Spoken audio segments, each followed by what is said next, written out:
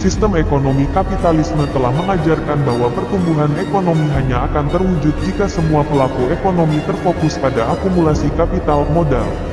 Mereka lalu menciptakan sebuah mesin penyedot uang yang dikenal dengan lembaga perbankan.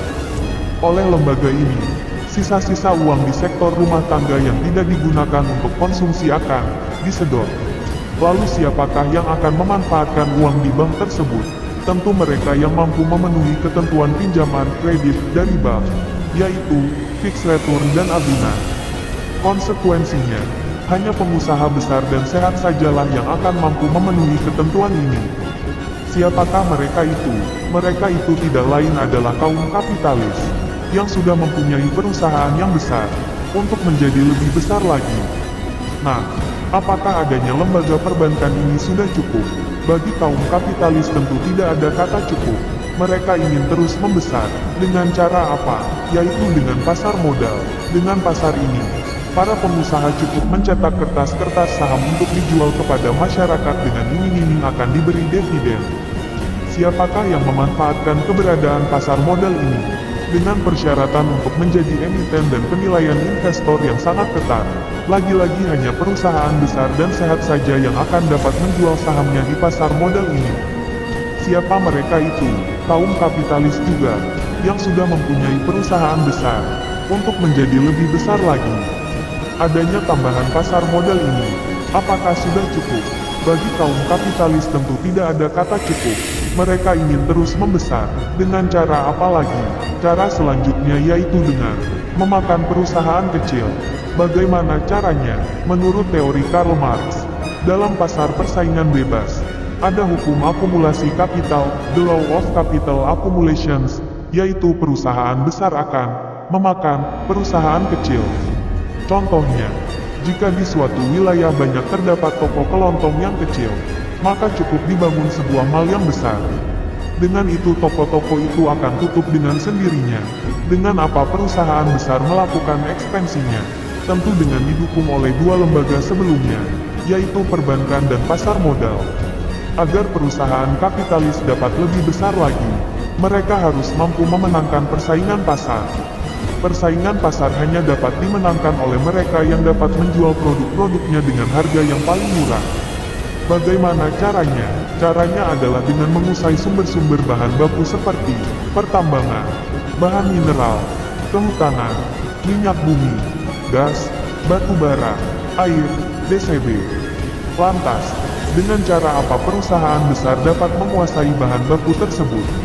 Lagi-lagi, tentu saja dengan dukungan permodalan dari dua lembaganya, yaitu perbankan dan pasar modal. Jika perusahaan kapitalis ingin lebih besar lagi, maka cara berikutnya adalah dengan mencaplok perusahaan milik negara (BUMN). Kita sudah memahami bahwa perusahaan negara umumnya menguasai sektor-sektor publik yang sangat strategis, seperti sektor telekomunikasi, transportasi, pelabuhan, keuangan, pendidikan, kesehatan, pertambangan, kehutanan, energi, DCB. Bisnis di sektor yang strategis tentu merupakan bisnis yang sangat menjanjikan, karena hampir tidak mungkin rugi. Lantas bagaimana caranya? Caranya adalah dengan mendorong munculnya undang-undang privatisasi BUMN. Dengan adanya jaminan dari UU ini, perusahaan kapitalis dapat dengan leluasa mencaplok satu persatu BUMN tersebut. Tentu tetap dengan dukungan permodalan dari dua lembaganya, yaitu perbankan dan pasar modal. Jika dengan cara ini kaum kapitalis sudah mulai bersinggungan dengan UU, maka sepak terjangnya tentu akan mulai banyak menemukan hambatan. Bagaimana cara mengatasinya? Caranya ternyata sangat mudah, yaitu dengan masuk ke sektor kekuasaan itu sendiri. Kaum kapitalis harus menjadi penguasa, sekaligus tetap sebagai pengusaha. Untuk menjadi penguasa tentu membutuhkan modal yang besar, sebab biaya kampanye itu tidak murah. Bagi kaum kapitalis hal itu tentu tidak menjadi masalah, sebab permodalannya tetap akan didukung oleh dua lembaga sebelumnya, yaitu perbankan dan pasar modal. Jika kaum kapitalis sudah melewati cara-cara ini, maka hegemoni pengaruh ekonomi di tingkat nasional hampir sepenuhnya terwujud. Hampir tidak ada problemnya berarti untuk dapat mengalahkan kekuatan hegemoni ini. Namun, Apakah masalah dari kaum kapitalis sudah selesai sampai di sini? Tentu saja belum. Ternyata hegemoni ekonomi di tingkat nasional saja belumlah cukup. Mereka justru akan menghadapi problem baru. Apa problemnya? Problemnya adalah terjadinya ekses produksi. Bagi perusahaan besar, yang produksinya terus membesar, jika produknya hanya dipasarkan di dalam negeri saja, tentu semakin lama akan semakin kehabisan konsumen. Lantas, kemana mereka harus memasarkan kelebihan produksinya? Dari sinilah akan muncul cara-cara berikutnya, yaitu dengan melakukan hegemoni di tingkat dunia. Caranya adalah dengan membuka pasar di negara-negara miskin dan berkembang yang padat penduduknya. Teknisnya adalah dengan menciptakan Organisasi Perdagangan Dunia (WTO) yang mau tunduk pada ketentuan Perjanjian Perdagangan Bebas Dunia (GATT), sehingga semua negara anggotanya akan mau membuka pasarnya tanpa halangan tarif bea masuk, maupun ketentuan kuota impornya bebas proteksi. Dengan adanya WTO dan GATT tersebut, kaum kapitalis dunia akan dengan leluasa dapat memasarkan kelebihan produknya di negara-negara jajahannya. Untuk mewujudkan ekspansinya ini, perusahaan kapitalis dunia tentu akan tetap didukung dengan permodalan dari dua lembaga andalannya, yaitu perbankan dan pasar modal. Jika kapitalis dunia ingin lebih besar lagi, maka caranya tidak hanya cukup dengan mengekspor kelebihan produksinya. Mereka harus membuka perusahaannya di negara-negara yang menjadi objek ekspornya, yaitu dengan membuka multinational corporations (MNC) atau perusahaan lintas negara di negara-negara sasarannya. Dengan membuka langsung perusahaan di negara tempat pemasarannya, mereka akan mampu menjual produknya dengan harga yang jauh lebih murah. Strategi ini juga sekaligus dapat menangkal kemungkinan munculnya industri-industri lokal yang berpotensi menjadi pesaingnya. Untuk mewujudkan ekspansinya ini, perusahaan kapitalis dunia tentu akan tetap didukung dengan permodalan dari dua lembaganya, yaitu perbankan dan pasar modal. Apakah dengan membuka MNC sudah cukup? Jawabnya tentu saja belum. Masih ada peluang untuk menjadi semakin besar lagi. Caranya, yaitu dengan menguasai sumber-sumber bahan baku yang ada di negara tersebut. Untuk melancarkan jalannya ini, kapitalis dunia harus mampu mendikte lahirnya berbagai UU yang mampu menjamin agar perusahaan asing dapat menguasai sepenuhnya sumber bahan baku tersebut. Contoh yang terjadi di Indonesia adalah lahirnya UU Penanaman Modal Asing (PMA), yang memberikan jaminan bagi perusahaan asing untuk menguasai lahan di Indonesia sampai 95 tahun lamanya, itu pun masih bisa diperpanjang lagi. Contoh UU lain yang akan menjamin kebebasan bagi perusahaan asing untuk mengeruk kekayaan SDA Indonesia adalah UU Minerba, UU Migas, UU Sumber Daya Air, DSB. Menguasai SDA saja tentu belum cukup bagi kapitalis dunia. Mereka ingin lebih dari itu. Dengan cara apa? Yaitu dengan menjadikan harga bahan baku lokal menjadi semakin murah. Teknisnya adalah dengan menjatuhkan nilai kurs mata uang lokalnya. Untuk mewujudkan keinginannya ini, prasyarat yang dibutuhkan adalah pemberlakuan sistem kurs mengambang bebas bagi mata uang lokal tersebut. Jika nilai kurs mata uang lokal tidak boleh ditetapkan oleh pemerintah, lantas lembaga apa yang akan berperan dalam penentuan nilai kurs tersebut? Jawabannya adalah dengan pasar valuta asing (falas). Jika negara tersebut sudah membuka pasar falasnya, maka kapitalis dunia akan lebih leluasa untuk mempermainkan nilai kurs mata uang lokal sesuai dengan kehendaknya. Jika nilai kurs mata uang lokal sudah jatuh, maka harga bahan-bahan baku lokal dijamin akan menjadi murah kalau dibeli dengan mata uang mereka.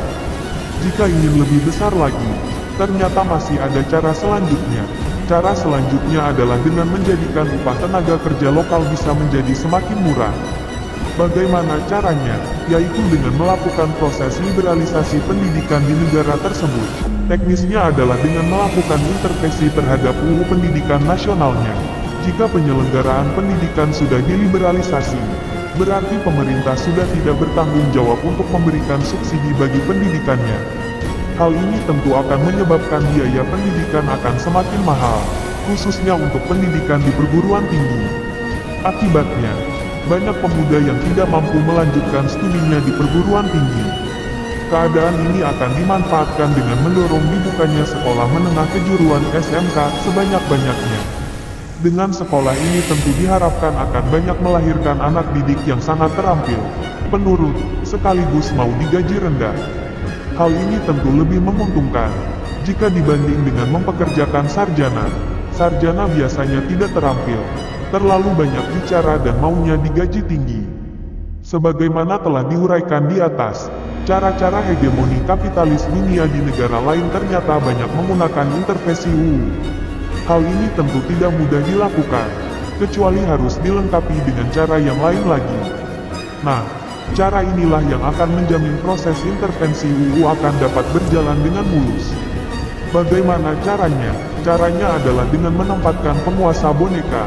Penguasa yang terpilih di negara tersebut harus mau tunduk dan patuh terhadap keinginan dari kaum kapitalis dunia. Bagaimana strateginya?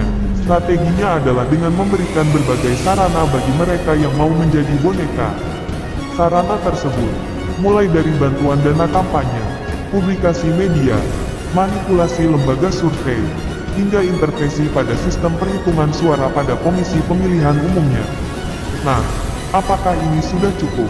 Tentu saja belum cukup. Mereka tetap saja akan menghadapi problem yang baru. Apa problemnya? Jika hegemoni kaum kapitalis terhadap negara-negara tertentu sudah sukses, maka akan memunculkan problem baru. Problemnya adalah matinya negara jajahan tersebut. Bagi sebuah negara yang telah sukses dihegemoni, maka rakyat di negara tersebut akan semakin miskin dan melarat. Keadaan ini tentu akan menjadi ancaman bagi kaum kapitalis itu sendiri. Mengapa? Jika penduduk suatu negeri itu jatuh miskin, maka hal itu akan menjadi problem pemasaran bagi produk-produk mereka. Siapa yang harus membeli produk mereka jika rakyatnya miskin semua? Disinilah diperlukan cara berikutnya, agar rakyat negara miskin tetap memiliki daya beli. Maka kaum kapitalis dunia perlu mengembangkan non-government organizations (NGO) atau LSM. Tujuan pendirian NGO ini adalah untuk melakukan pengembangan masyarakat community development, yaitu pemberian pendampingan pada masyarakat agar bisa mengembangkan industri-industri level rumahan, home industry, seperti kerajinan tradisional maupun industri kreatif lainnya.